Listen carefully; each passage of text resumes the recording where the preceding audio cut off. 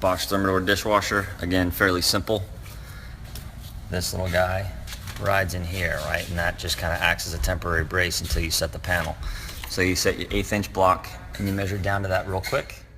Kind of hold it in there and measure down. You know, that's to the screw hole. It's 24 5/8. And then what I'll do is I'll hold my 1/8 inch block over here and measure over to the center of this opening and then mark that on the back side of the door. I also know I got a 1/4 inch gap between my dishwasher and the countertop, so I want an 1/8 inch space between my door and my countertop. So I know I want an 1/8 of an inch reveal at the top of my dishwasher to my panel.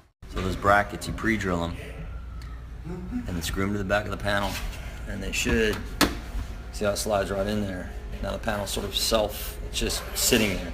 Now again, I know I need an 1/8 of an inch reveal at the top, which I've then marked. And see how you get that lateral movement? That to me is adjustment. So you kind of get it to where you want. You kick it up with your foot a little bit, and then you just drive the screws home.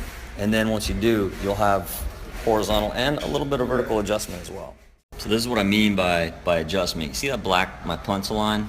You'll actually get almost double that in adjustment if you loosen these screws, these set screws, and just try to force it over to where it needs to be. I'm gonna pull the dishwasher out. Dang it. There you go. Better. Love Thermadore. Love Bosch Thermadore. Their appliances are obviously very easy to install, and I need to screw that down a little bit. But